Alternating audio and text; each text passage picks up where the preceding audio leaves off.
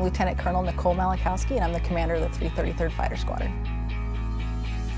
Day to day, I'm responsible for ensuring the mission of the 333rd Fighter Squadron, which is to train up the next generation of F-15E aircrew. So I've got about 50 officers, enlisted and civilian, that work with me to get that mission done. When I was 5, I went to an air show. I remember looking my father in the eye and saying, I want to be a fighter pilot someday. Choosing the Air Force Academy for me was the smoothest, most direct path to achieving that dream. I headed off to pilot training a few months after graduation at Columbus Air Force Base, Mississippi. You know, I wanted to be an officer, I wanted to fly fighters. I didn't realize all the opportunities that were out there. By the time I made the decision to apply for the Thunderbirds, I had been in 3 operational fighter squadrons. I'd certainly deployed into combat. I truly had no idea that they had not had a woman Thunderbird pilot at the time I had applied.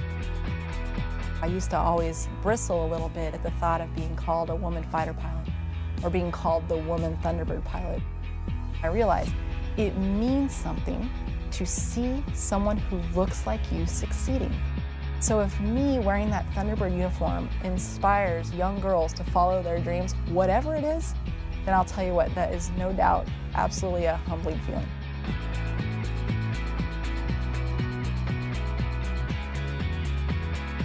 My relationship with the WASP, or the Women Air Force Service Pilots, goes back to when I was about 12 years old.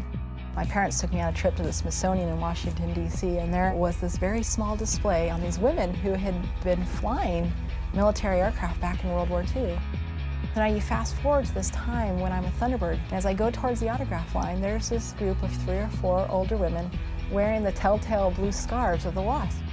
To me, they're like rock stars. And because of everything that they did 60 years prior, I was able to have this opportunity. And they had been standing there all day in the autograph line to get my autograph. And they stood there and they're like, "You're our hero." I thought, how backwards is this interaction right now? Can I have your autograph? Every day I'm pretty surprised by what the Air Force lets me do. I was selected to be a White House Fellow. I worked for basically 6 months under President Bush and 6 months under President Obama.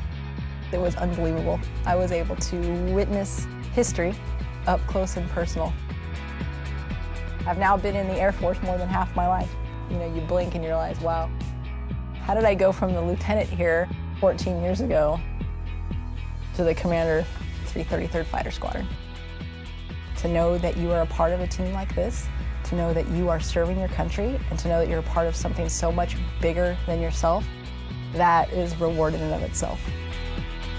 In this Air Force, there really are opportunities for everybody. As long as you apply yourself and you're a team player and you keep a positive attitude, you have no idea what opportunities or doors that are going to open.